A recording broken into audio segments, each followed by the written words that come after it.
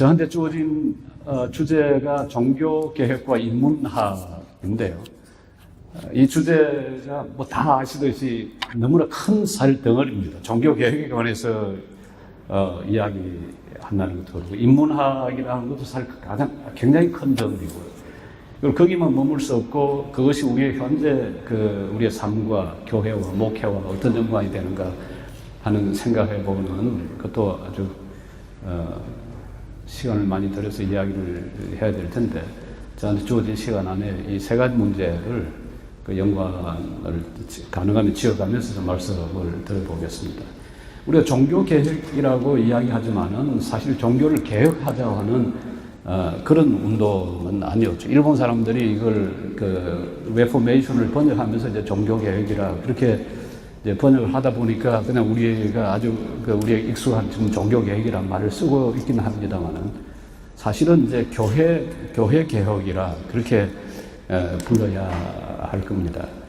제4차 수피어 공의회가 1543년에 열리는데요. 신성 로마 제국 황제가 주관하는 종교회의가 1543년에 열릴 때 마틴 부처의 부탁을 받고 요청을 받고 이제 칼빈이 쓴 아주 중요한 문서가 있습니다. 라틴 말로 De necessitate reformanda ecclesiae, 그러니까 교회 개혁의 필요성에 관해서라고 하는 아주 중요한 문헌인데요. 다행히 우리말로는 작년 한 10월쯤 우리말로 번역이 하나 된 게 있습니다. 그냥 교회 개혁이라는 제목으로. 이제 거기서 보면 칼빈이 종교개혁이 왜 시급하게, 왜 아주 급하게 필요한지 하는 걸 네 가지 사항과 그 필요성을 이제 피력하고 있는데, 첫 번째가 예배 개혁입니다. 로마 가톨릭 교회에서 예배가 타락하고 예배가 예배답지 않은 그런 방식으로 됐기 때문에 무엇보다 예배 개혁이 필요하다. 그 예배 개혁은 교회 안에서의 예배 개혁뿐만 아니라 동시에 살상 삶 속에서의 예배, 칼빈의 예배 개념은 단순히 교회 안에서 드리는 우리의 예배뿐만 아니라 우리의 삶 속에서 드리는 그 예배까지 다 포괄하는 개념인데요. 예배 개혁의 필요성을 이야기하고, 두 번째가 신학의 개혁, 특별히 그 가운데서 구원론의 개혁, 우리의 선행이나 행위를 통한 구원이 아니라 하나님의 어렵다 하심을 통한 그 개혁을 역설하고요. 세 번째 주제가 성례, 사크라멘트에 관한 개혁입니다. 뭐 잘 아시듯이 칠성사, 그걸 이제 줄여가지고 세례와 이제 성만찬으로 두 개를 줄였는데요. 그 성찬에 관한. 네 번째가 이제 처치 폴리티에 관한, 처치 디스플린에 관한, 교회 정치에 관한 이제 개혁을 요구합니다. 사제 교육이라든지 사제의 역할이라든지, 교회에서 권정의 시행이라든지 이런 것들.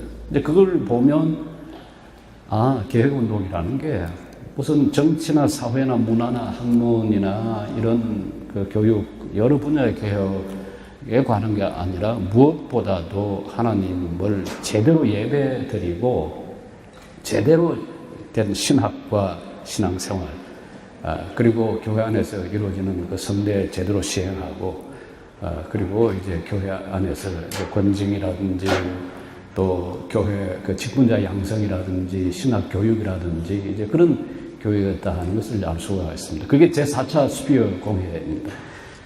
이제 프로테스탄트란 말은 제2차 공회, 그러니까 1529년 그때 이제 열렸는데, 그때 이제 프로테스탄트라는 말이 사실 나왔습니다. 저 친구들은 프로테스트하는 친구들이라, 반항자들, 저항자들이라 그런 의미로 해서, 그래서 이제 프로테스탄티즘이라는 말이 스스로 붙인 이름이 아니라 바깥 사람들이 이제 개혁 운동을 한, 특히 이제 루터 중심의 개혁 운동을 붙인 이름인데, 43년에 보면 칼빈이 아주 분명하게 개혁의 목적이 뭔지, 방향이 뭔지 하는 것을 명시를 하고 있습니다.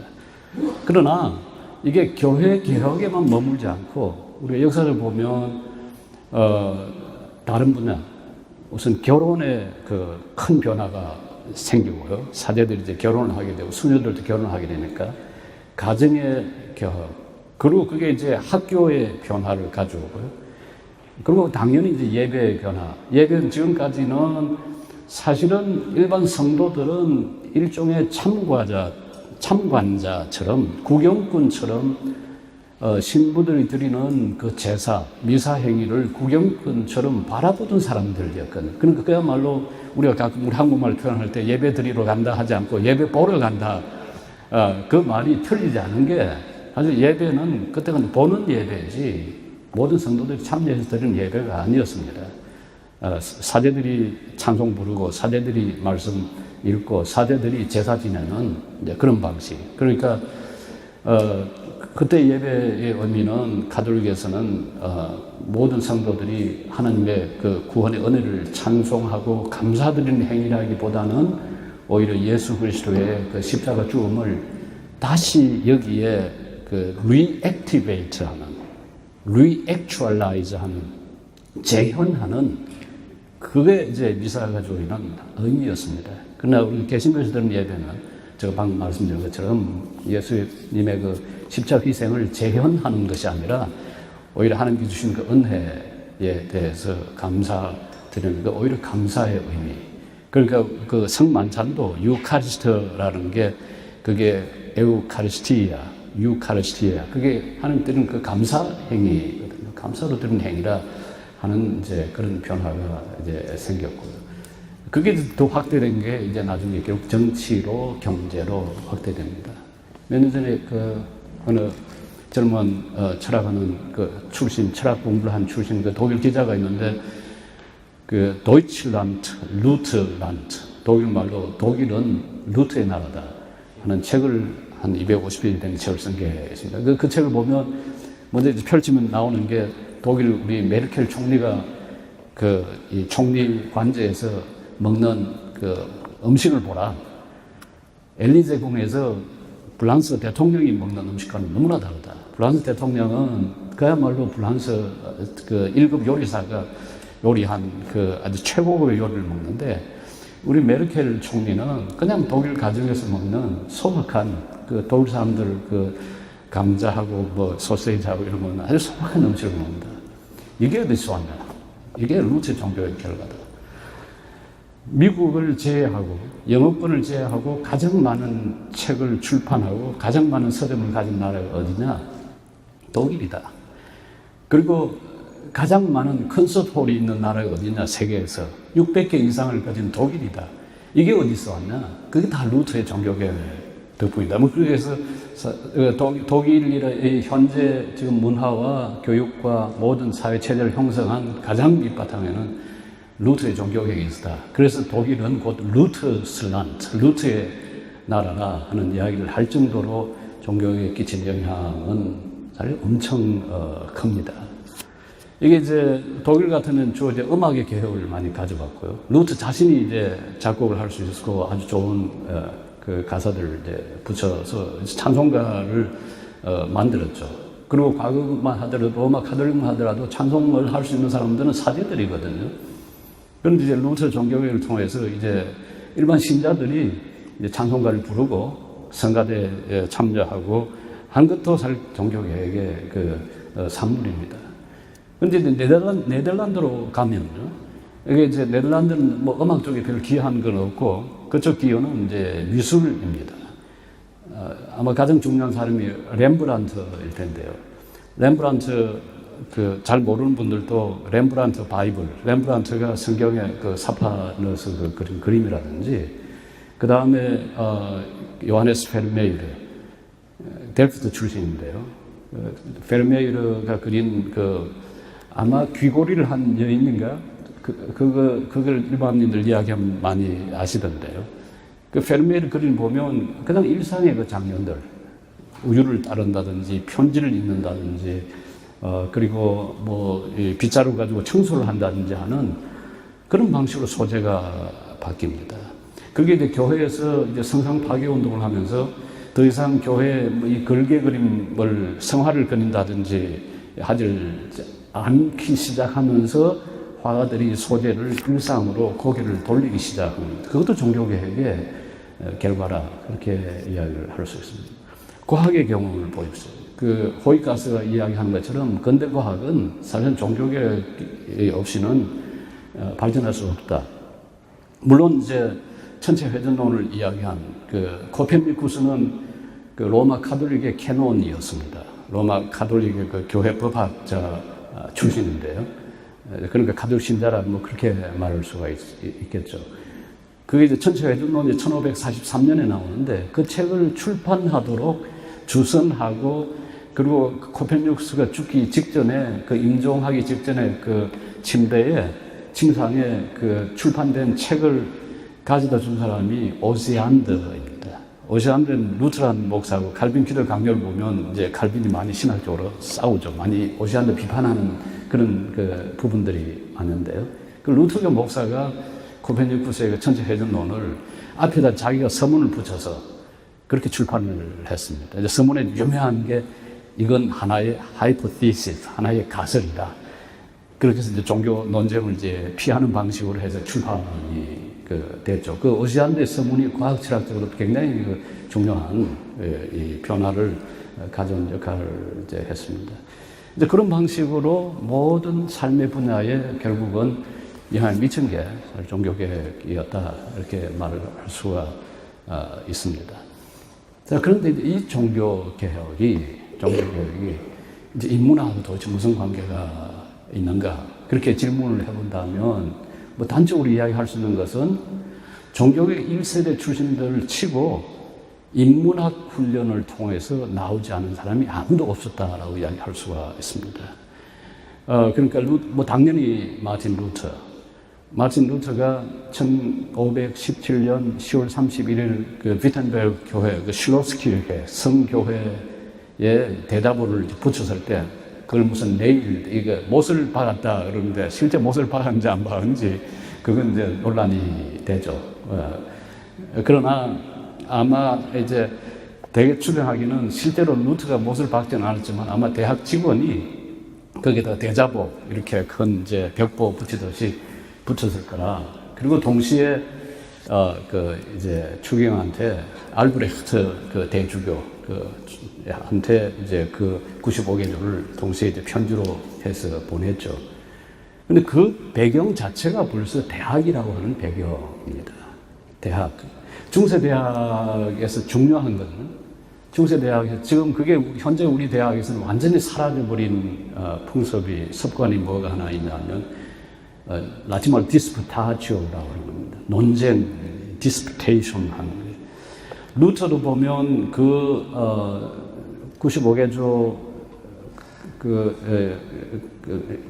인둘겐치아, 면벌부에 관한 루터의 그 태제뿐만 아니고 나중에 1518년에 라이프치히 디스푸테이션이 있었죠. 1519년에 하이델베르크 디스푸테이션이 있었죠.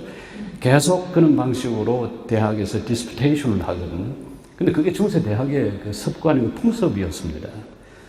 중세 대학의 그 학문 방법을 내가 뭐라고 그럽니까? scholastic method 그렇게 부르거든요. 그 scholastic 방법이라고 하는 게 아주 간단하게 설명을 하면 먼저 question, 영어로 하면 question, 질문을 내놓고 그 질문을 가지고 예를 들어서 하나님은 존재하는가? 자, 하나님에 관해서라는 게 우선 question입니다. 그 다음에 이제 그게 이제 articulus라는 게 이제 나가는데 예를 들어서 하나님은 존재하는가? 그렇게 물으면 하나님은 존재하지 않는다. 시편 14편. 바보가 어리석은 자가 그 마음에 이르기를 하나님은 존재하지 않는다 그런다. 또 누가 이야기를 하나님은 존재하지 않는다 그런다. 그렇게 한 셋 정도를 인용하고요. 자, 셋 콘트라 반대로 하나님은 존재한다. 하나님 예를 들어 출애굽기 3장 14절 나는 스스로 있는 자다. 아우구스티누스가 이야기하기를 하나님은 존재한다. 요하네스 다마스쿠스가 이야기를 그렇게 해놓은 다음에 그러고 나서 이제 쭉 레스폰데요. I respond. 내가 답한다. 그러면서 쭉쭉쭉 이제 해나가는 방식이 전형적인 스콜라스틱 메소드입니다. 그러니까 스콜라스틱 방법을 쓴다는 말은 어떤 질문이 있고 그리고 그 질문에 대해서 다룬 항이 있고요. 아티클이. 그 아티클에 대해서 반대하는 것과 찬성하는 것 중요한 이 과거의 그 오사들, 과거의 저자들, 근데 거기서 authority라는 말이 이제 나오거든요. 권위라는 게 권위 저자들의 그 주장들을 열거하고, 그러고 나서 이제 차근 그 문제를 따져나가고, 이제 결국 마지막에 가서 determinatio, 라틴말로 영어로 determination, 결정해가지고 하나님은 존재한다. 이렇게 딱 이제 결론을 내리는 그 논쟁 방식, 이 논리를 추론해가는 방식, 그걸 스콜라스틱 메소드라고 그럽니다. 사실 종교의 이후에 무스클루스라든지 나중에 이제 한참 년 튜레틴이라든지 무슨 페트루스 반 마스트릭스라든지 이런 사람들이 이 스콜라스틱 메소드라는 걸 개신교 그 신학을 발전시키는데 채용을 이제 했습니다. 그 프로테스탄트 스콜라티시즘이라고 부르는 프로테스탄트 스콜라주의라고 하는 게, 그래서 교회 이 개신교 신학을 체계화하는데 굉장히 이제 도움을 줬죠. 그 전통이 중세대학에 내려왔습니다. 그러니까 마틴 루터가 위텐베르크 대학 교수였지 않습니까? 그게 이제 누굽니까? 프리드리히 그 왕이 그 선제후가 1502년에 세운 대학이거든요. 아주 신생 대학입니다. 이제 역사가 얼마 되지 않은. 그게 루터가 1512년에 자기 선생 그 폰 슈타우피처가 이제 신학 대학 학장을 하면서 루터를 이제 박사학위 주고 1512년부터 이제 교수로 삼는데요. 그러니까 이 대학의 제도, 대학의 논쟁하는 제도의 틀 속에서 루터의 95개조가 나온 걸 이제 생각을 해보면 이제 학문적인 또는 대학의 그 문화의 산물이라 그렇게 말할 수가 있죠. 근데 거기에만 그칠 수가 없는 게, 중세 전통의 두 축을 이야기한다면 하나는 대학이고, 그러니까 교회하고 관련해서 두 축을 이야기한다면 하나는 대학이고 또 다른 하나는 뭡니까? 수도원 전통이죠. 사실 루터는 아우구스티누스회 수도사 출신입니다. 에르푸르트에서 법학 공부를 하다가 그 유명한 그 이야기가 있지 않습니까? 성 안나여 나를 구원하소서라고 하는 유명한 그 번개 그 경험이 있는데, 그러고 나서 이제 그게 1505년 7월 달인데, 벌써 5년 9월 달에 아버지의 뜻과 상관없이 그냥 그 아우구스티누스 수도회에 들어가거든요. 물론 아우구스티누스 수도회 가운데서 공부를 굉장히 강조하는 수도회예요. 더 다행스럽게. 아마 프란체스코 수도회에 들어갔으면 아우구스티누스가 그렇게 공부를 열심히 하지는 못했을 거예요. 도미니코 수도회는 좀 다르고요. 도미니코 수도회는 나중에 학자들을 많이 배출해낸 수도입니다. 아우구스티누스 수도회, 그리고 나중에 이제 그래서 이나시오 로욜라가 세운 그 예수의 그런 공부를 이제 하는 전통이죠. 근데 아우구스티누스 수도회에 가서 이제 공부한, 그러나 그 공부가 대학 공부와는 다른 이제 수도자적 이제 공부거든요. 수도자적 전통에서, 수도회 공부에서 아주 중요한 그 공부 방식이, 아마 목사님들이나 우리 성도님들 사실 텐데, 렉시오 디비나 방식입니다. 렉시오 디비나 방식은 4단계를 밟습니다. 거기다 이제 문헌적인 게 1150년에 세임으로 추정하는 기고 2세. 그 사람은 십도회라는 그 수도회의 그 수산 출신인데요. 그 기고 2세가 쓴 스칼라 클라우스트랄리움이라는 책이 있습니다. 19세기까지만 해도 그게 어스틴 책으로 오인됐던 책인데요.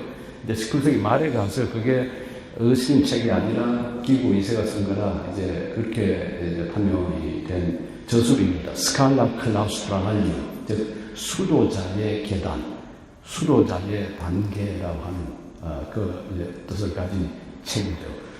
수도자가 밟아야 될 단계가 4단계가 있다. 그게 결국 이제 렉시오 디비나 스피리추얼 리딩 전통을 형성하는데요. 첫 번째가 렉시오입니다. 읽기, 독서이죠. 지금 우리는 독서는 이런 성경을 펼치면 눈을 감으면 그대로 읽을 수가 있잖아요. 근데 중세까지만 해도 그때는 철자법이 이 띄어쓰기 방식이 오늘 우리처럼 이렇게 되어 있지를 않았습니다. 이게 아일랜드를 통해서 6세기, 7세기에 유럽에 도입되긴 했지만 상당히 많은 문헌들이 띄어쓰기가 없이 같이 붙어 쓰긴 형식이었어요. 렉시오란 말은 1차적으로 띄어쓰기입니다. 그래서 라틴 말로 in principio erat verbum. 태초에 말씀이 계셨다. 라틴 말로 그러면요. in principio erat deus. 그대로 붙였었어요. 그러니까 in 떼고 principio 떼고 erat 있었다. verbum 말씀이 이렇게 이제 하나씩 떼어서 읽는 거. 우리 한자도 예를 들어서 논어 제일 첫 줄 보면 학이 시습지 불역호화 이렇게 그냥 써놨잖아요. 학이 그 다음에 시섭 그리고 뭡니까 불역호화 그 다음 뭐 유붕 자원 방매 유붕 친구가 있어 자원 멀리서부터 방매 오면 이게 또한 기쁘지 않아요. 그런 식으로 이제 이렇게 떼어서 읽는 방식 그게 우선 렉시오였습니다. 이 이야기는 금방 떠오르는 게 어거스틴 고백록을 보면 그 밀라노에서 어거스틴이 자기 선생이었던 그 암브로시오 주교가 글을 읽으면서 그냥 소리를 내지 않고 눈으로 읽는 걸 보고 깜짝 놀라는 장면이 나옵니다. 왜냐하면 이렇게 띄어쓰기를 하려면 띄어 읽기를 하려면 눈으로 읽어가지고 읽어내지를 못합니다. 어떻게 해야 됩니까? 입으로 소리를 내야 됩니다. 그걸 이제 auditory reading이라고 그러는데요. 청독, 들으면서 이제 읽는 방식이 지금 오늘날 우리는 워낙 묵독, 눈으로 그냥 읽는데 익숙해졌기 때문에 그게 이제 사실 근대 교육의 그 결과입니다. 과거의 교육은 유교 전통이든 서양의 수도원 전통이든 과거 교육은 모두 다 소리내서 읽는 거였습니다. 소리내고 귀로 듣고 그게 몸으로 스며들고 마음으로 스며들고 나중에 결국은 그래서 손발로 실천이 되는 방식 읽는 거. 그러니까 사실 렉시오 디비나라고 할 때 이게 아주 긴밀하게 관련이 됐습니다. 그래서 렉시오하고 그 다음에 두 번째가 메디타죠. 묵상이라고 하는 거죠. 나중에 그 루터도 제가 나중에 다시 이야기할 기회가 있을지 모르겠습니다만 루터가 신학하는 방법을 이야기하는 데가 몇 군데 있는데요. 그 중에 하나가 이제 제일 유명한 게 1539년에 그때까지 발간한 그 독일어 전집을 내면서 붙인 서문이 있습니다. 10편 119편에 대한 일종의 주석이라고 할 수 있는데 거기서 보면 루터가 신앙하는 방법을 이야기하는 게 세 단계입니다. 첫 번째가 지금 이미 렉시오는 읽는 것은 이미 전제가 되어 있고요. 두 번째를 이제 오라지오 기도, 세 번째가 메디타지오 묵상, 그다음 이제 세 번째가 덴타지오 독일말로 안펙툼이라고 하는데 그러니까 읽고 나서 그 다음에 하는 기도. 왜냐하면 성령께서 하나님 말씀을 쓰셨기 때문에 성령께서 이 말씀을 나에게 밝혀주도록 기도를 하고 그리고 그 말씀을 가지고 이제 메디타죠. 묵상을 하고 텐타죠. 실제 우리의 삶 속에서 영적인 그 텐타죠. 그 안펙트, 실험, 투쟁을 해나가는 마치 야곱 강가에서 그 야곱이 실험을 했던 것처럼 그렇게 실험을 하는 그게 이제 성도의 삶이고 신학자의 삶이다. 아주 유명한 그 루터의 말이 방금 이야기한 오라지오 덴타지오 오라지오 메디타지오 덴타지오 파키운트 텔로움 그러니까 기도와 묵상과 영적 싸움이 파키운트 텔로움 신학자를 만든다. 이때 말하는 신학자는 전문적인 신학교에서 가르치는 신학자가 아니라 사실은 테올로그, 하나님을 말하는 사람, 하나님을 찬양하는 사람.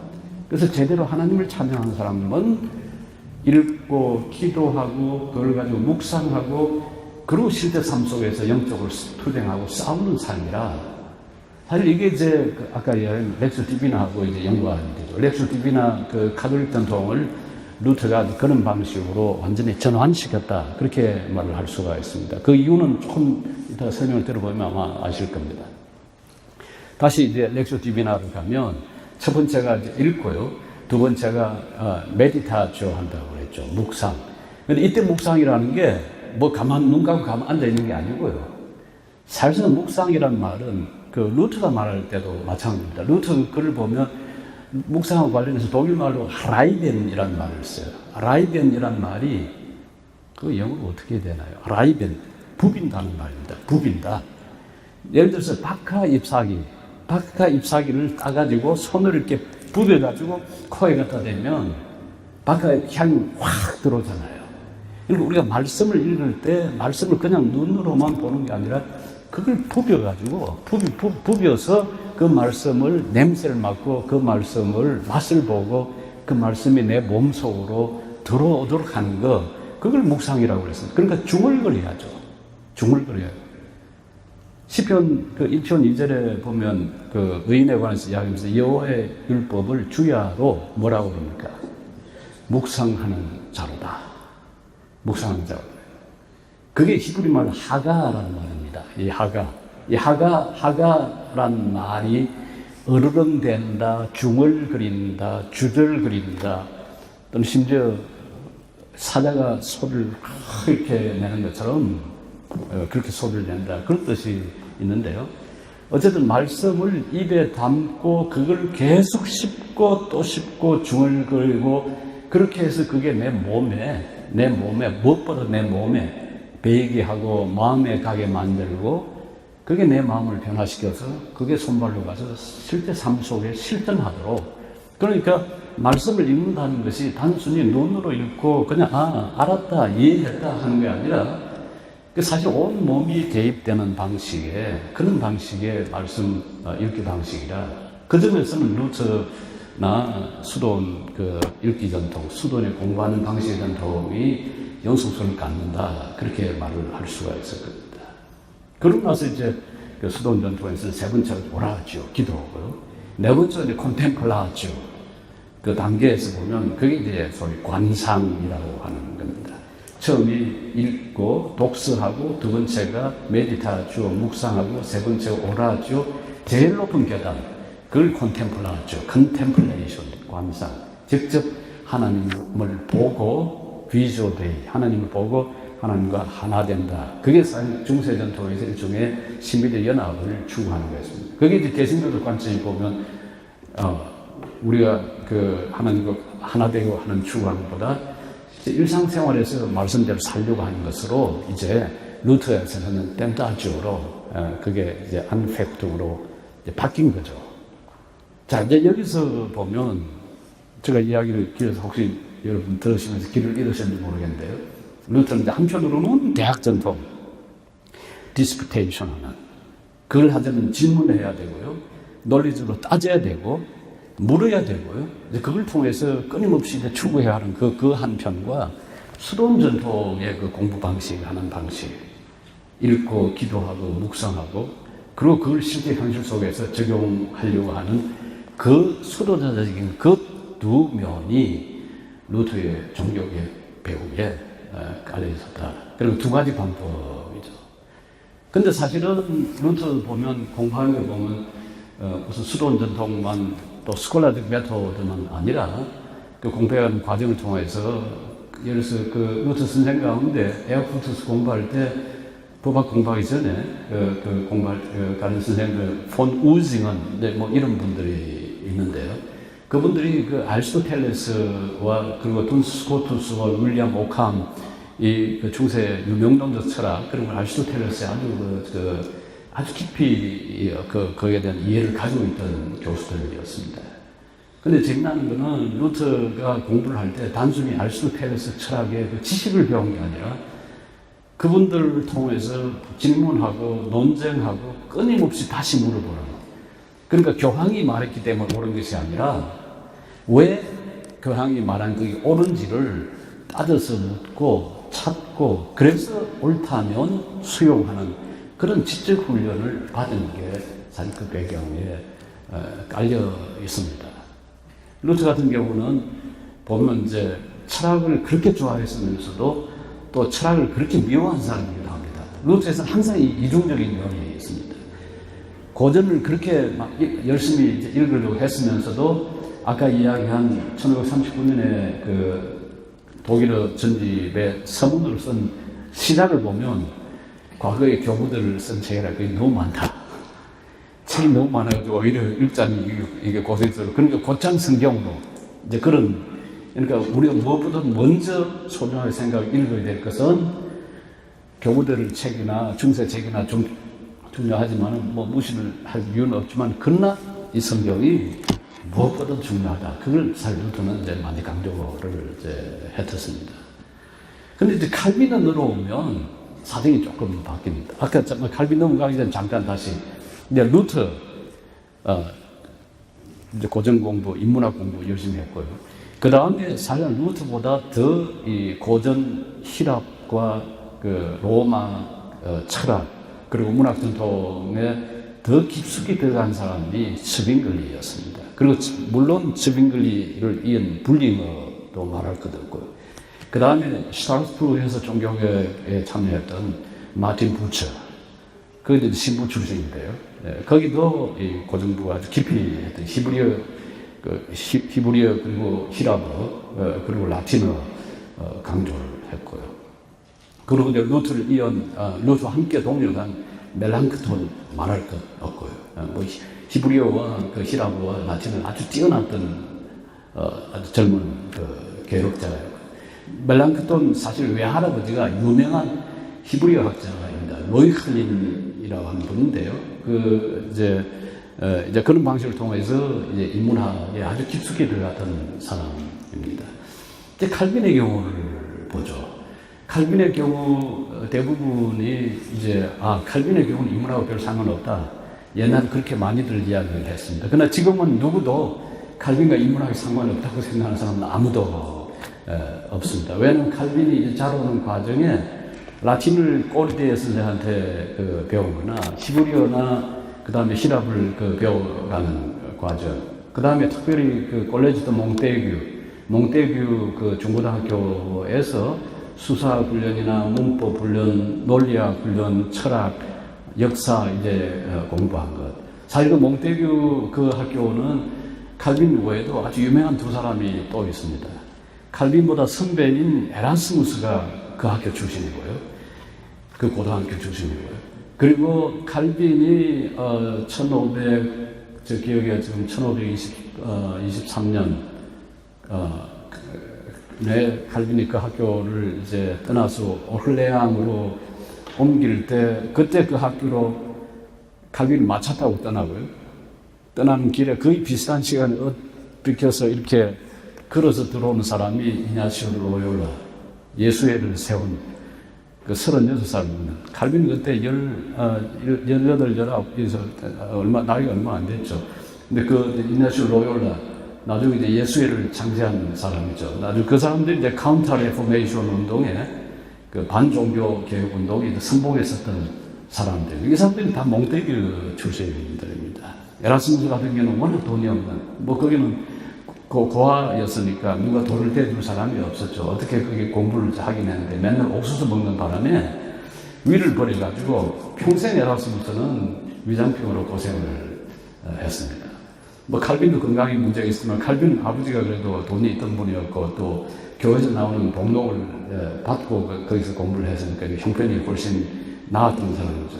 중요한 것은 거기서 철저한 인문학 훈련을 받았고요. 그리고 나중에 오를레안 가서 법학 공부할 때는 다시 브루지에 가서 알키아치 그 이태리에서 온 법학자 만나고 거기서 이제 공부하면서 이제 로마 수사학 그리고 이제 그 히랍 전통 그 공부한 게 사실상 칼빈의 밑바탕에 깔려 있습니다. 칼빈 작품 중에 인문학자로서 칼빈의 가장 중요한 작품은 1532년에 그러니까 1532년이니까 칼빈 몇 살 때니까 칼빈 1509년생이거든요. 그러니까 칼빈 23살 때죠. 세네카의 데클레멘치아 자비, 자선, 선, 여러 가지를 번역할 수 있는.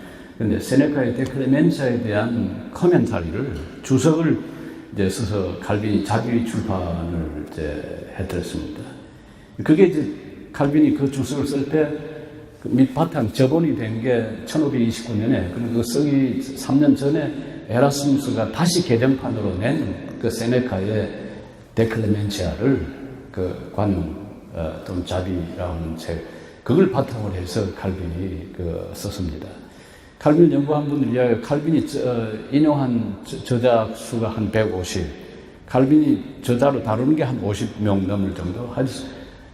거의希腊과 로마 전통의 그 이 철학자와 문학자, 시인, 역사가들 거의 공부를 다 했을 정도로 그 정도 공부를 해요. 사실 여러분 그 클레멘치아 주석하는 방식하고 나중에 칼빈이 쓴 주석하고 비교를 해보면 사실은 동일한 방법입니다. 그러니까 칼빈의 주석, 칼빈 주석 특징을 이야기할 때 그 내용보다는 형식에 되게 맞춰서 이야기할 때는 brevitas et claritas, 그러니까 간명함과 명백함, 명료함, 그 두 가지 특징을 들거든요. 칼빈 주석은 아주 명료하고 아주 간단, 그러니까 간단 명료한 거. 그러나 그러면서도 아주 실질적인 프랙티컬한, 그러니까 단어의 의미와 문법적인 것들을 따지기는 하되 결국 칼빈의 관심은 일종의 목회적 관심, 어떻게 이걸 통해서 하나님 백성을 세울 것인가 하는 실제적 관심, 그게 다름 아니라 시세로니즘, 키케로주의라 시세로주의, 시세로니즘이라고 부르는 부분입니다. 그러니까 이 로마 수사학 전통, 로마 인문학 전통의 그 학문 방법론을 사랑의 칼빈이 이제 적용을 했다. 그렇게 이제 말할 수가 있겠죠. 그러나 이제 칼빈이 나중에 이제 1500 아마 몇 년을 잡아야 될까요? 저것은 1532년에 그 데클레멘치아 주석을 쓰고 그 다음에 1534년에 그 피시코 파네키아 그 영혼 수명설 비판하는 글 쓰고, 그리고 이제 칼빈의 기독 강조가 1536년 그 인스티튜트 초판이 나오는, 그때 칼빈이 이제 그러니까 27살이죠. 이게 이제 그 피시코 파니키아는 이미 그게 이제 종교개혁자로서의 칼빈 모습이 드러나니까 소위 칼빈의 그 수비토 컨베르지오, 갑작스러운 그 회심이라고 하는 게 아마 시기를 잡으면 1533년, 그러니까 코멘터리 쓴 이후하고 그 피시코 파니키아 영혼 수면에 관한 논의한 그 아마 사이를 이야기할 수 있을 텐데요. 분명히 이제 카톨릭을 보는 입장에서는 신화본이 바뀌었죠. 근데 그것도 그냥 우연히 발생한 게 아니라 사실 그 올량에서 공부할 때, 그 다음에 불주에서 공부할 때, 그리고 다시 파리에서 체류하는 동안에 꾸준히 이미 칼빈은 마틴 루터에, 이미 에라스무스는 말할 것도 없고요. 에라스무스 읽은 거는. 그리고 나중에 와서 이제 꾸준히 그걸 읽었죠. 이제 루터의 이 저작들을 라틴어로 번역된 것들을 읽고 이미 그거에 대해서 상당히 이해를 가지고 있었습니다. 그러나 다만 이제 마음만 결정하지 않은 상황에 있다가 이제 나중에 개신교 운동에 이제 가담을 하게 됩니다.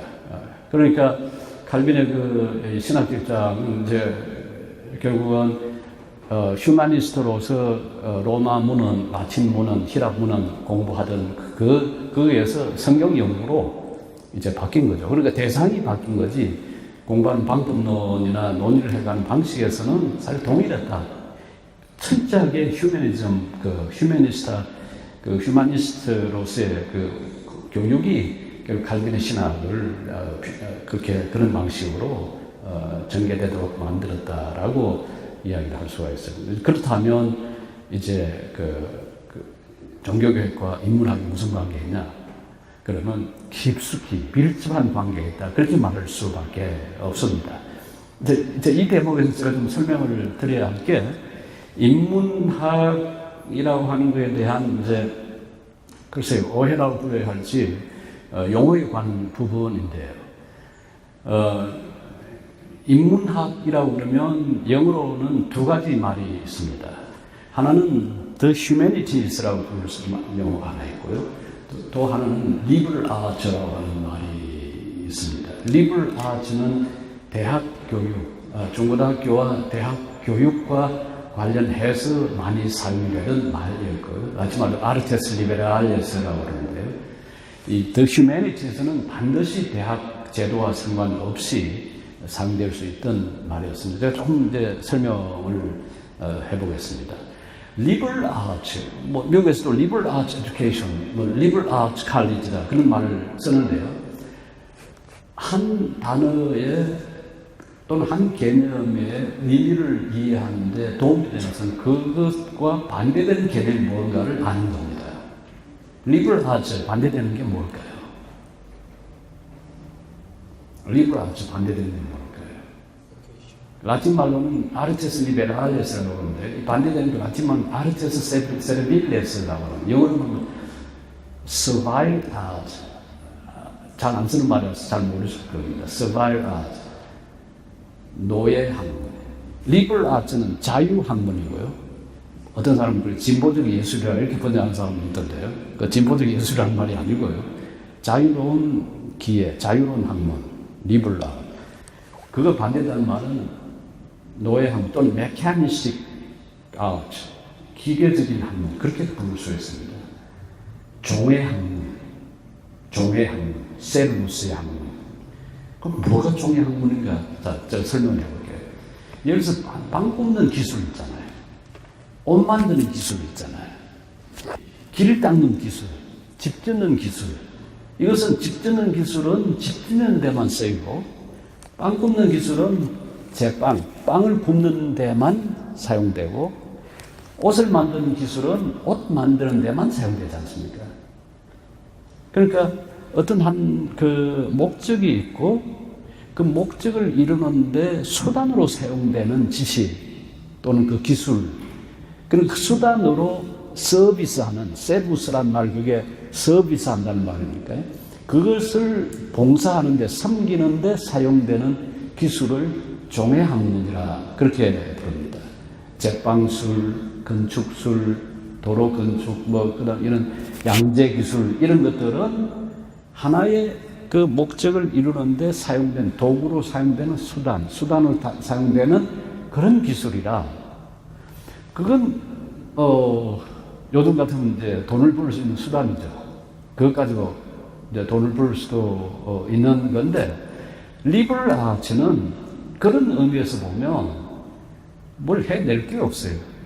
철학을 한들 신학은 좀 더 실천적인 게 있는데요. 문학이라든지 시 공부라든지 역사 공부라든지 그거 가지고 먹고 사는 건 아니거든요. 제가 결혼할 때 저 집사람이 당시 이제 일본 항공에 근무하고 있었는데 일본 상사가 그러더래요. 뭘 공부하냐고. 그래서 대치학교 철학을 공부한다고 했지. 대치학교 옷가네나 이거. 옷가네가 돈이 없는데 그러더래요. 돈이 없죠. 그 원래는 돈하고 관계 있는 건 아니니까요. 돈하고 대신 리버럴 아트라는 것은 그거 가지고 집도 못 짓고 빵도 굽지도 못하고 옷도 만들지는 못하지만은 리버럴 아트.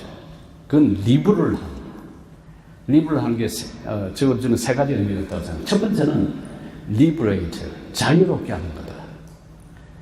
그냥 일상의 어떤 쓰임새, 일상의 어떤 용도, 필요, 거기서 벗어나게 하는, liberate 하는, 조금 더 나아가면 어떤 편견에 벗어나게 하는.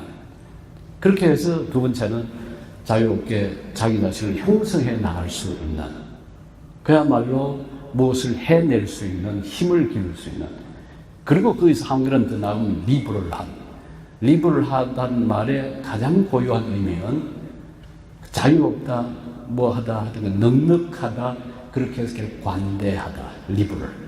He is very liberal 하면 정치적으로 그냥 아주 진보적이다 하는 의미로 쓰이지만은 원래 그 전통적인 가장 깊은 의미는 그 사람 굉장히 넉넉하고 너그럽고 관대하다. 이런 말 엘류테로스하고 잘 같은 의미입니다. 엘류테로, 자유. 나중에 기억 안 날 거예요. 잠깐 여기 그 사이에 괄호 속에 집어넣자면 마틴 루터가 1517년 10월 30일 그 95개조 쓰고 서명할 때 처음으로 이름을 원래 루드러입니다. L-U-D-D-E-R 또는 L-U-D-H-E-R 루드러. 아버지 이름이 한스 루드러였거든요. 근데 그걸 마틴 루터라고 T-H-E-R, L-U-T-H-E-R로 처음으로 서명을 하는데요. 그 말이 히란말 엘유테로스에서 온 말입니다. 엘유테로, 자유인. 나는 이제 그리스도 안에서 자유로입니다. 이제 추기용 밑에, 교황 밑에 누구 그 밑에서 복잡한 게 아니라 오직 그리스도 안에서 자유로운 사람이라, 자유를 얻은 사람이라. 그 자유로운 마틴 루터가 지금 95회를 내놓고 논쟁하자고 지금 싸움을 거는 겁니다. 누구 이것에 대해서 논박하라. 그런데 사실 그 정신이 가장 잘 나타나는 게 1520년에 루터가 쓴 유명한 종교개혁의 3대 논문, 그 마지막 첫 번째가 이 교회의 바벨론 포로에 관한 거예요. 그 다음에 독일 그 귀족의 고함, 크리스찬 귀족의 고함이에요. 세 번째, 그 1520년 10월 달에 레오 10세가 엑스루게 도민에 주여 일어나소서라고 하는 그 교서를 보냈을 때 그것 보고 이제 루터가 써서 보낸 이 가난한 사제가 교황님께 드릴 선물이 없어서 조그마한 논문을 하나 썼사오니 이걸 보시고 우리가 무슨 일을 하는지 이해를 해 주시길 바라나이다 하고 이제 편지를 써서 붙인 논문이 트라타투스 데 리베르타테 휴마나 크리스티아나에 합니다. 크리스천 리버티, 크리스천 프리덤에 관한 기독교 자유에 관한 논문이라는 건데요. 아주 대단한 글입니다. 거기서 보면 그리스도인들은 만물의 주인이고 누구에게도 복속되지 않는다. 두 번째 문제, 그리스도인은 만물의 종이며 누구에게나 복속된다. 누구에게나 속한다. 두 가지 서로 모순돼 보이는 명제를 내세우죠. 그러나 그리스도인들은 자유인이면서 동시에 종이다. 갈라디아서 읽어보면 아주 분명히 나타나죠. 그리스도 안에서 우리가 자유를 얻었으니 이걸 육체의 소욕을 쓰는 종로를 하는 것이 아니라 서로가 섬기는, 서로 종이 되는 그런 자유로 자유하는 그 정신이 거기에 아주 잘 나타나 있습니다. 그러니까 이게 인문학하고 이제 연관이 되는 겁니다.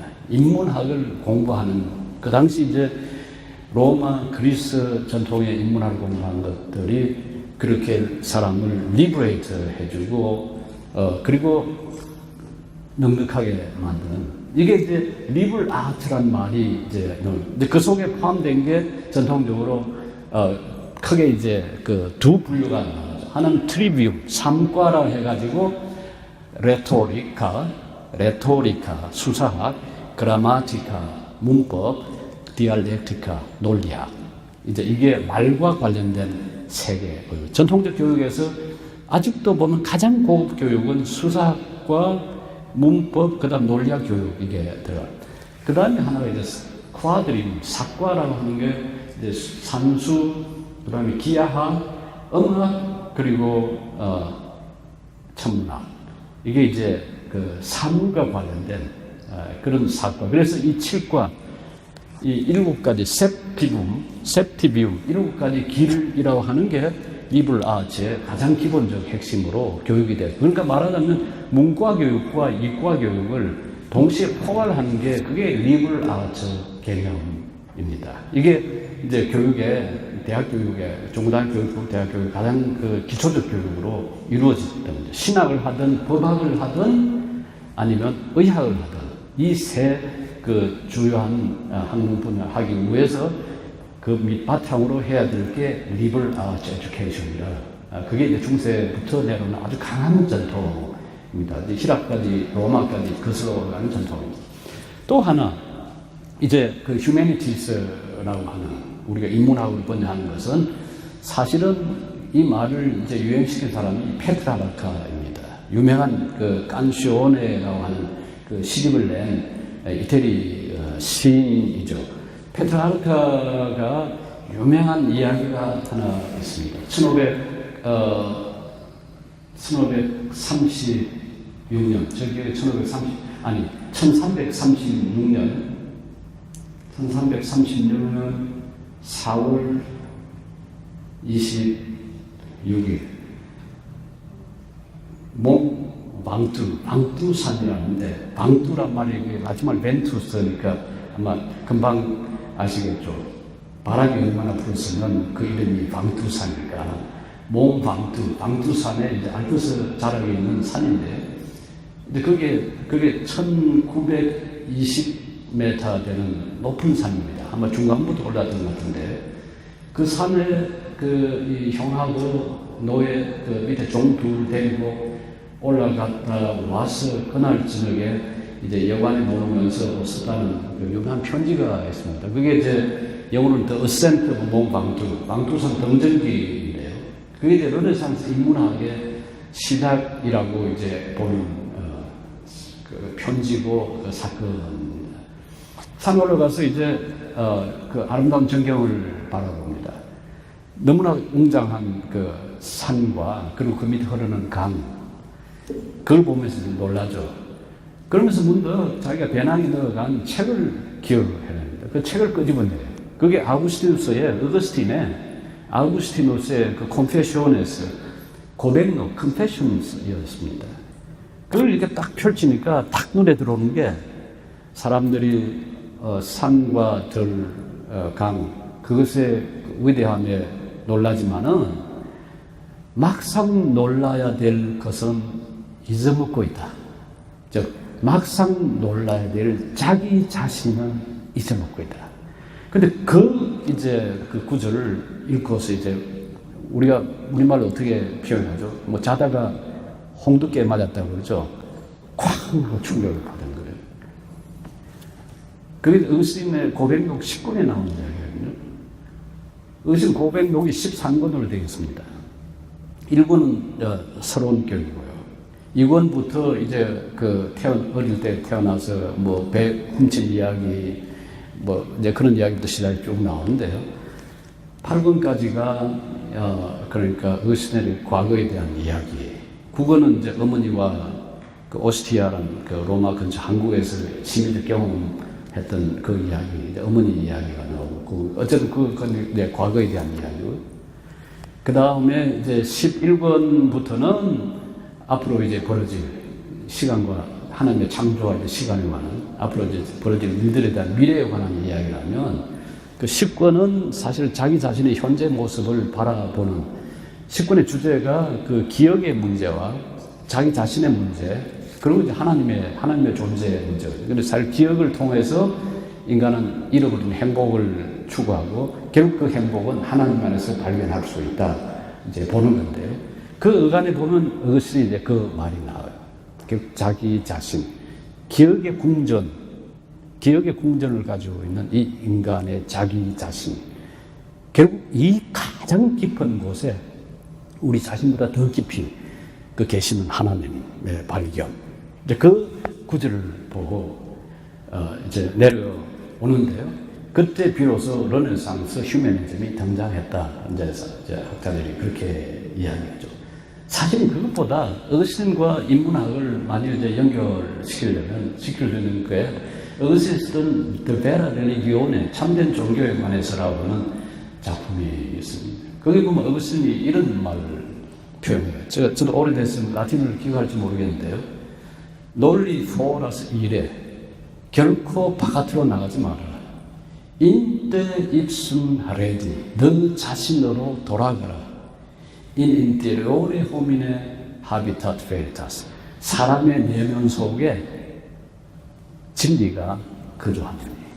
그러니까 바깥에 나가서 뭘 찾으려고, 바깥에 나가서 하나님을 찾고, 바깥에 나가서 나 자신을 찾으려고 하지 말고 너 자신 속으로, 너 자신의 영혼 깊숙이 그 속으로 들어가라. 거기에 진리, 곧 하나님이 거기에 거주하신다.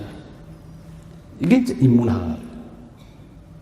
그러니까 이걸 이제 르네상스 휴머니즘이라고 부르거든요. 그것을 올라가기는 키케로 그 스튜디아 휴마니타티스, 인문학 연구라고 하는 키케로까지 그것을 올라가기는 하지만은, 그러나 페트라르크를 통해서 이게 이제 르네상스 인문학이 형성되고, 사실 이 전통을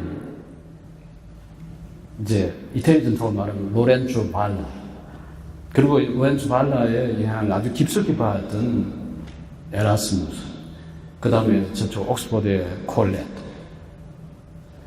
그리고 이게 이제 루터, 칼빈, 마틴 루터 이 종교개혁가들한테 이제 엄청난 영향을 이제 주는 거죠. 단지 예를 하나만 들겠습니다. 칼빈의 경우.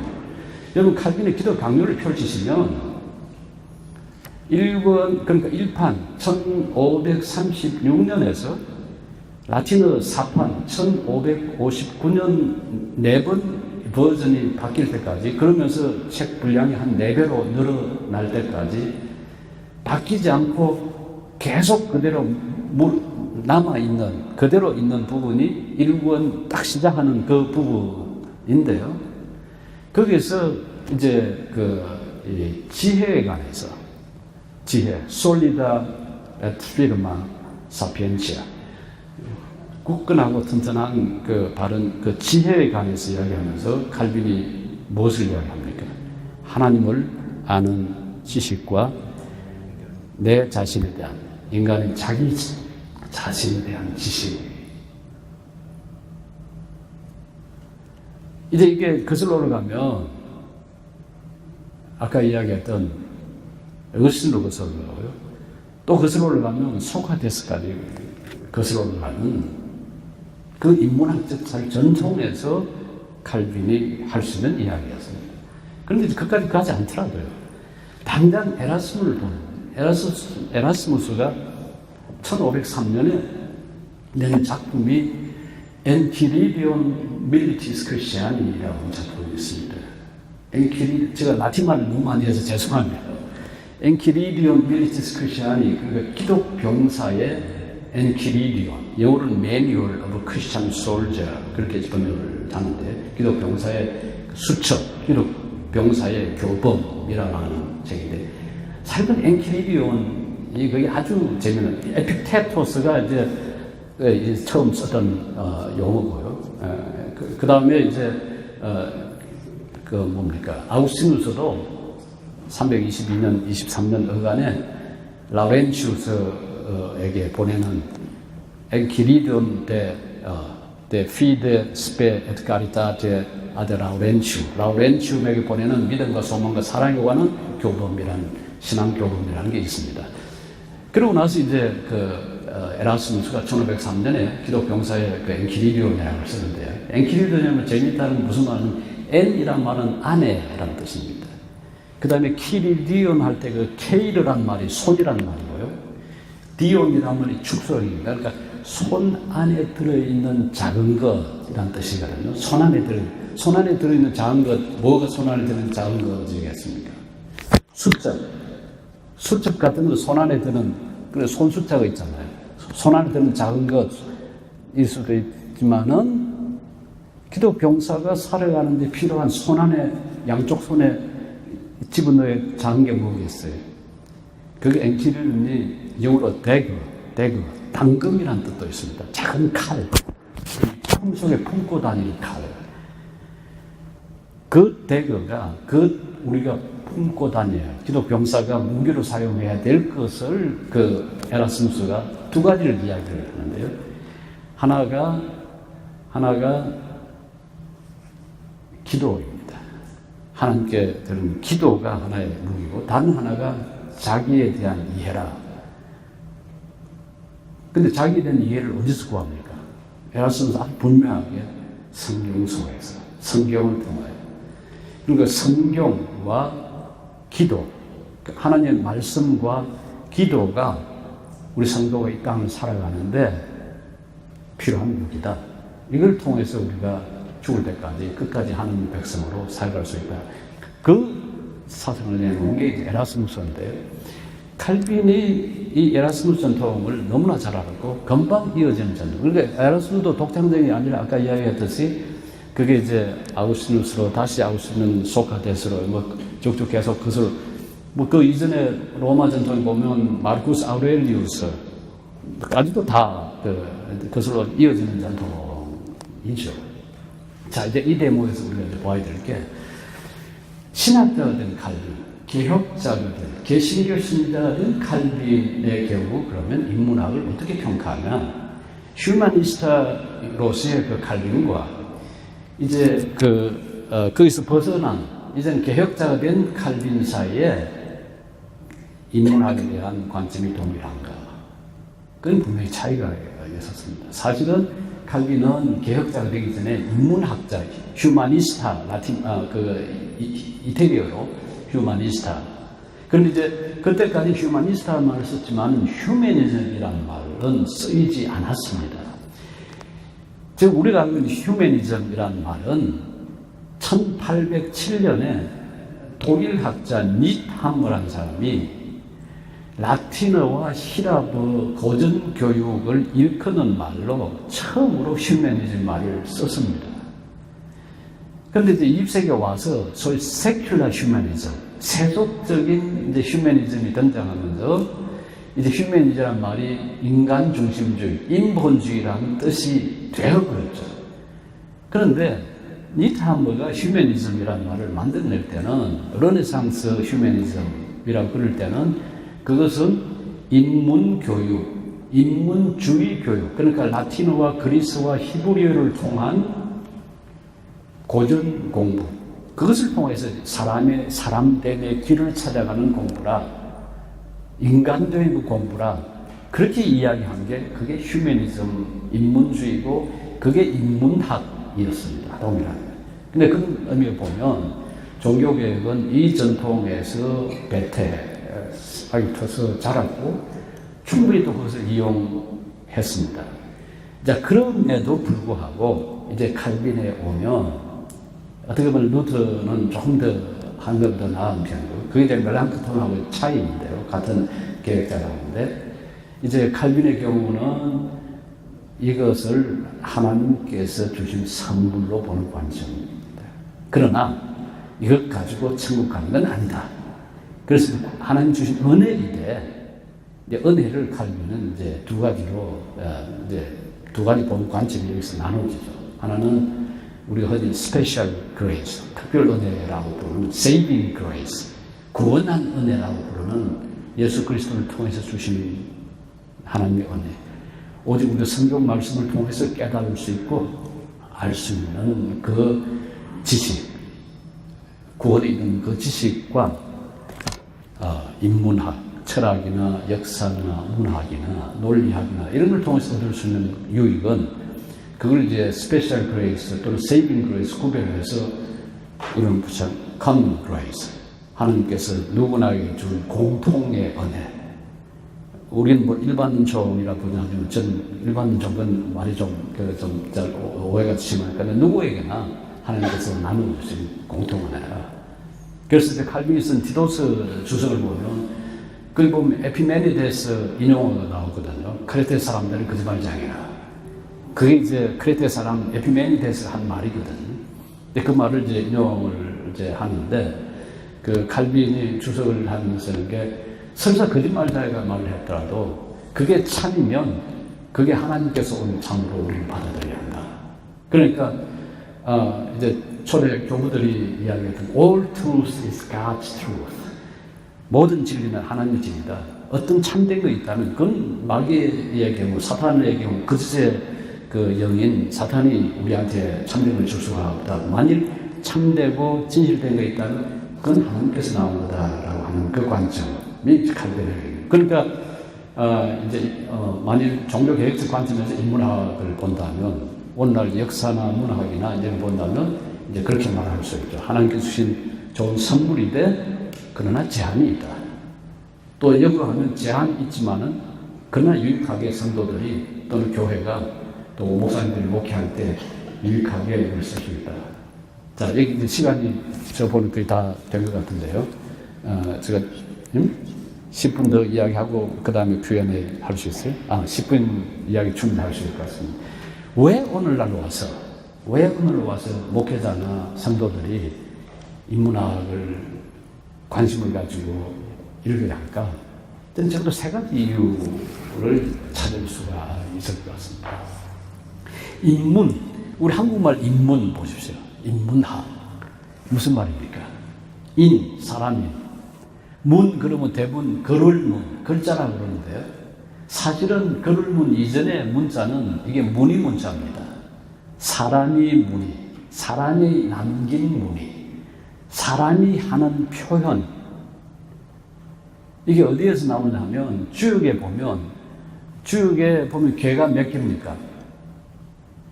88, 64, 64교회이거든요. 64개를 쭉 설명하는데 보면 이 인문이라는 표현이 나오는데요.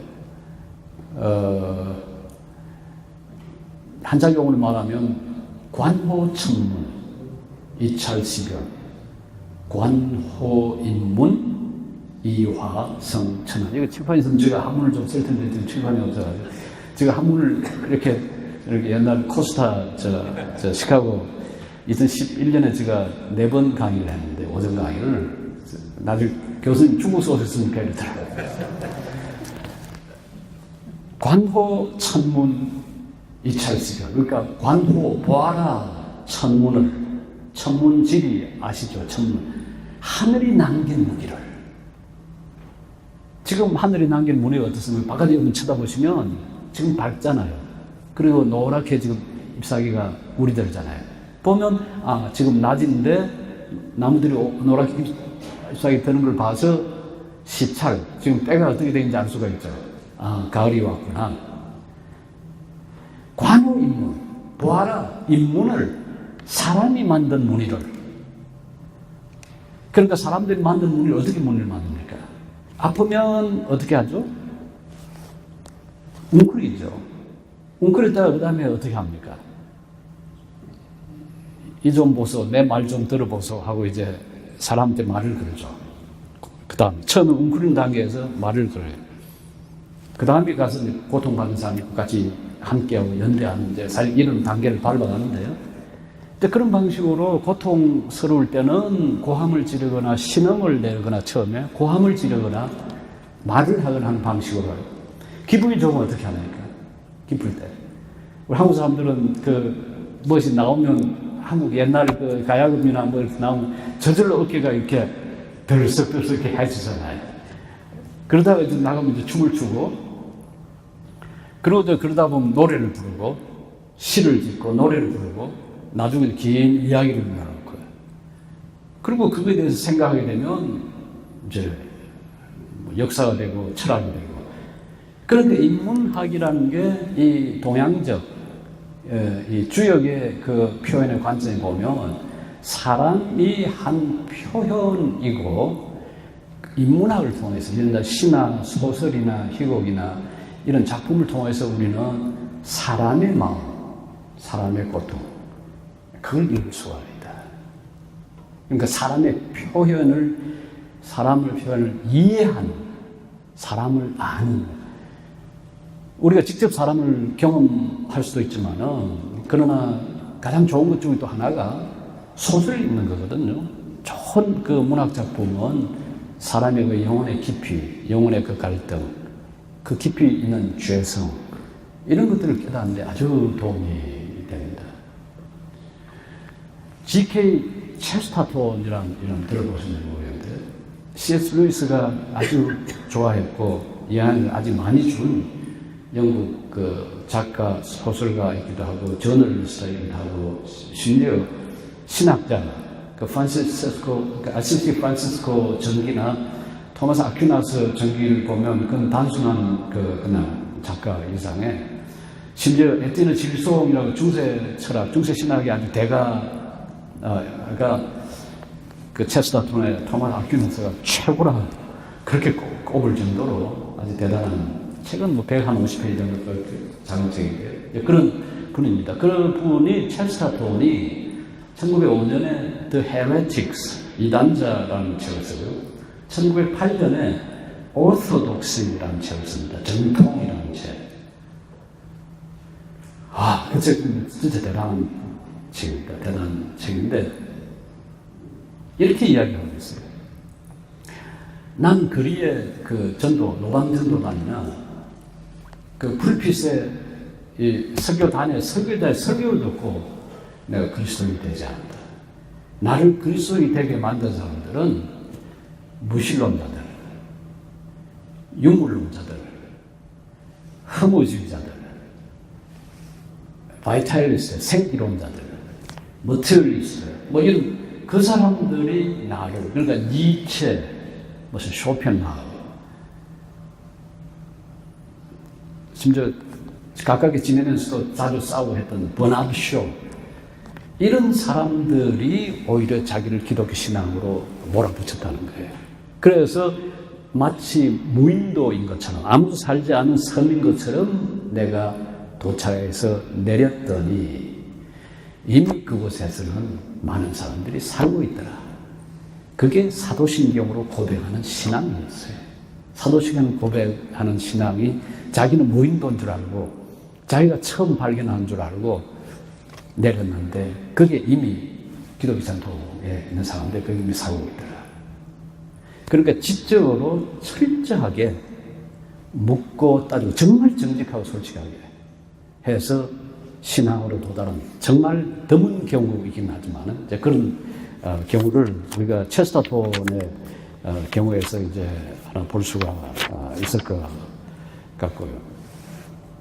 어거스틴도 사실 그런 경우입니다. 어거스틴의 경우 좀 잘 아듯이 이제 그 만이교에 빠졌다가 이제 32살 때 암브로시우스 감독의 설교를 듣고 이제 나중에 카시아쿰에 들어갔다 나왔을 때 세례를 받고 완전히 기독교로 이제 돌아오는데, 근데 사실은 그 이전에 카타고에서 수사 공부를 할 때 이미 그때 상당히 그 방탕하에 있을 때입니다. 이미 한 여인하고 살고 있었거든요. 사실 그 32살 때 세례를 받을 때 그 아들, 18살 때 낳은 아들, 아데오다투스하고 같이 세례를 받았거든요. 그 여인의 이름은 나오질 않습니다. 어머니가 이제 다른 귀족 여인하고 결혼시키려고 그냥 나중에 아프리카를 다 되돌려 보내요. 근데 어르신이 그 누구라고 이름이라도 하나 적어놨으면 그 여인을 그 기억할 텐데, 이름을 안 적어놨어요. 그런데 카타고에서 그 수사 공부할 때 어르신이 보면 그 키케로의 시세로, 키케로의 호르텐시우스, 그 호르텐시우스 아드 필소피아, 철학의 권유라고 하는 책으로 거기서 진리의 불타고 이 진리에 대한 베이타스에 대한 그 열정을 거기서 그 책에 심어줬다 이렇게 이야기했고, 그리고 나중에 이제 완전히 개종하기 전에 이제 심플라톤주의자 빅토리아누스의 그 저술들이나 이런 것들, 그 다음에 이제 아타나시우스 그 유명한 그 니케아 공회 참여해가지고 아리우스파를 공개했던 아타나시우스가 쓴 유명한 그 세인트 안토니오스, 안토니오 그 안토니오의 그 생애에 관한 책. 그러니까 그 부자청년한테 예수님께서 너 재산을 모두 다 가난한 사람에 나눠주고 나를 따르라. 그 말을 설교로 듣는 순간 자기 재산 다 나눠주고 그 여동생은 수능으로 들어가고 자기는 사막으로 가는 그런 이야기들. 그런 이야기를 듣고서 그리고 이제 그 아까 얘기한 플라톤주의를 읽고 공부하고서 기독 신앙으로 들어오는 길이거든요. 그러니까 그런 방식으로 하나의 복음으로 들어오는 그 예비, 하나의 준비로 그 인문학은 유효하게, 물론 양날의 칼입니다. 이것 통해서 완전히 무신론자 되고 빠질 수 있고요. 또 하나님을 발견하는 길로 자꾸 들어올 수도 있고. 제가 한번 합신에 가서 제가 이제 인문학 왜 그리스도인이 필요한가 하는 장신, 합신, 총신 뭐 다 강의를 했는데요. 합신 같은 어느 그 젊은 목사님이 질문을 하더라고요. 우리 교회 청년이 니체를 읽고 있는데 이거 막아야 됩니까? 계속 하게 해야 됩니까? 그냥 두시라 그랬습니다. 대신 조건이 하나 있다. 끝까지 읽으라고 그러시라. 적당히 그냥 한두 번 읽다가 그냥 멈추지 말고 끝까지 가게 해라. 끝까지 가면 돌아온다. 끝까지 가면 정직하고 솔직하게. 그러니까 아까 다시 반복하면 이게 양날의 칼입니다. 양날의 칼. 그러니까 독이 될 수도 있고 약이 될 수도. 그러나 안 하는 것보다 낫죠. 왜냐하면 생각하게 만들고 질문하게 만들고 삶을 다시 더듬게 만드는 그런 의미가 있다.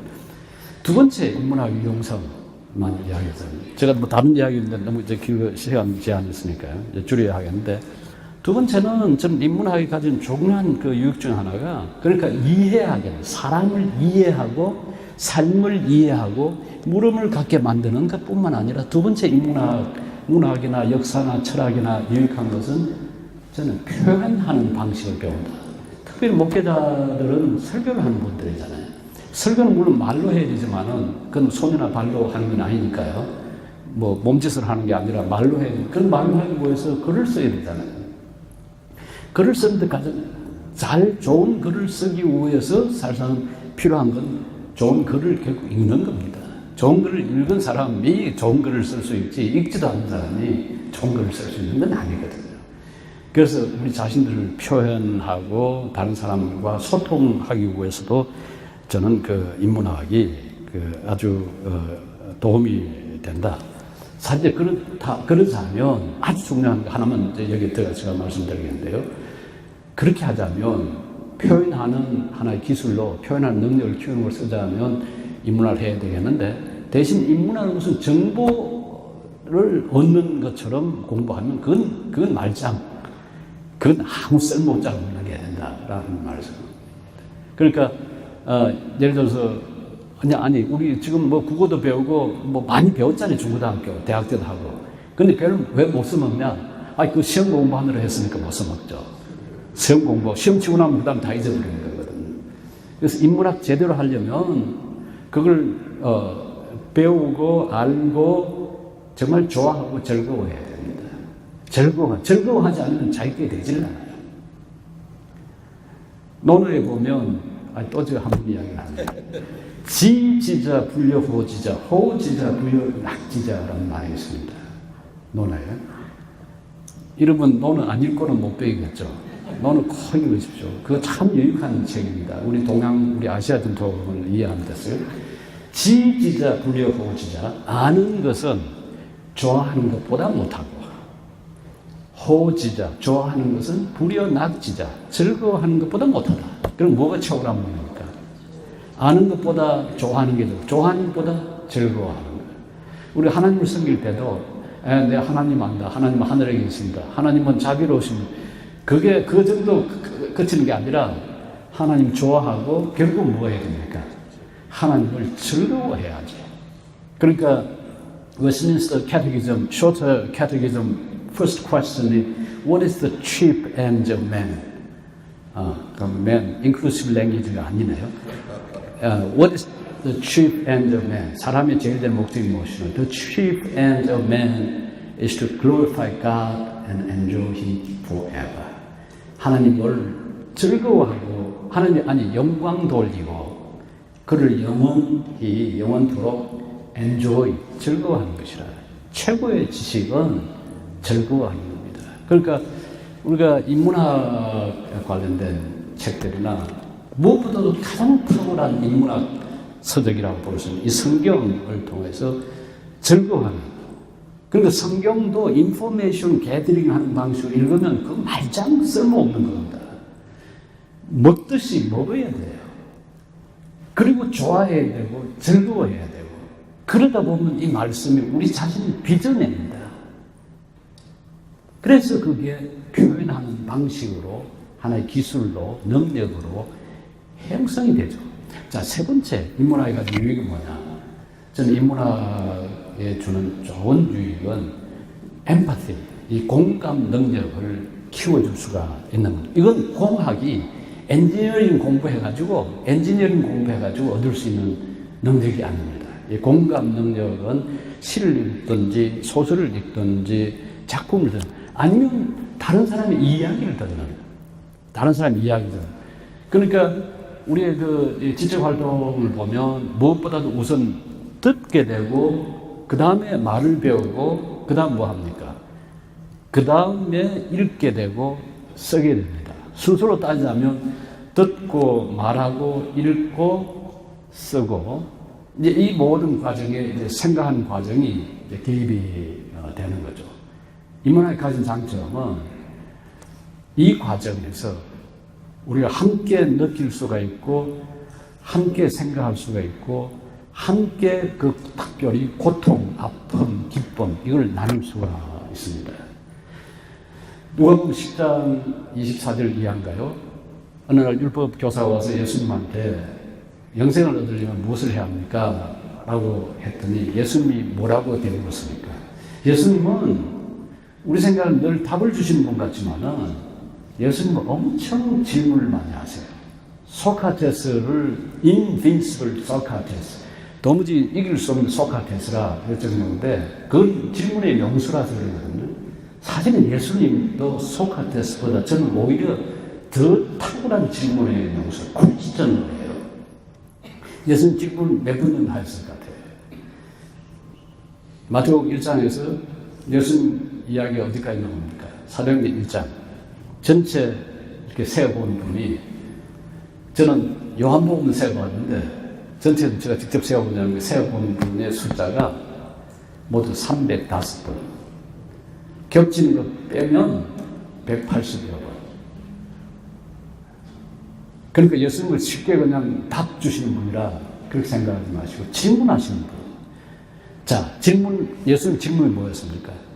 율법에 뭐라고 기록되어 있고 너는 어떻게 읽느냐? 가만히 생각하면 굉장히 깊은 질문입니다. 율법에 613가지의 율법에 그 613가지를 지금 나열할 수가 없잖아요. 613가지를. 그런데 그 가운데 뭐고 그 다음에 네가 그걸 어떻게 읽느냐? 문제는 역시 읽는 문제입니다. 어떻게 읽느냐? 그랬더니 역시 율법 교사 공부 잘하는 사람이에요. 그 사람이 이제 그 두 가지, 하나님 사랑과 이웃 사랑을 이야기해요. 그랬더니 이 사람이 좀 멋쩍고 자기를 정당화하려고 다시 질문하잖아요. 뭐라고 이야기합니까? Who is my neighbor? Who is my neighbor? 내 이웃이 누구입니까?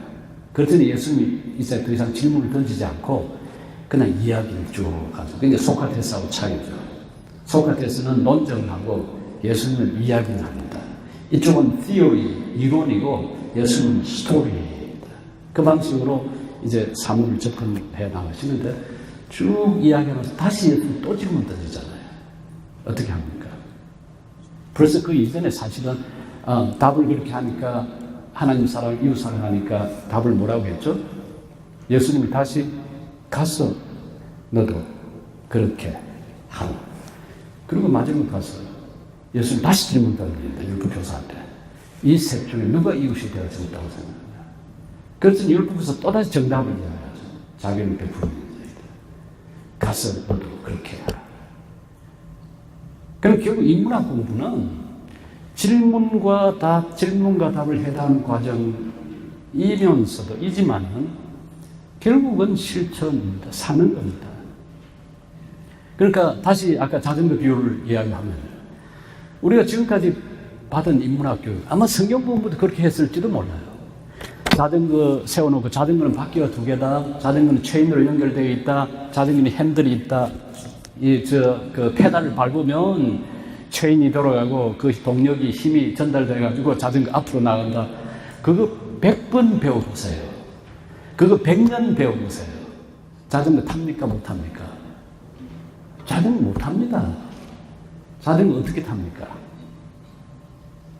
자전거는 타야 탑니다. 피아노는 쳐야 칩니다. 우리 인생살이는 살아야 삽니다. 신앙생활은 해야 합니다. 이게 프랙티스입니다. 너도 가서 그렇게 하라.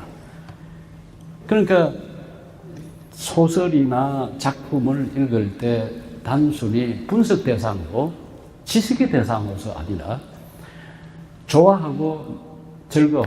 성경 말씀 읽을 때 창세기부터 계시록까지 뭐가 있는가 하는 거 인포메이션 차원에서 공부하는 거죠. 그건 인문 공부가 아닙니다. 인문 공부는 이 공부를 통해서 내가 좋아하고 알고 좋아하고 누릴 수가 있는 즐거워하는 단계까지 나아가는 겁니다. 그렇게 해야 그게 내가 실천할 수 있는 힘을 만들어내는 거거든요. 그렇게 인문학을 공부하면 이게 유익할 수가 있는 거예요. 뭐 그렇다고 천국 가는 건 아니죠.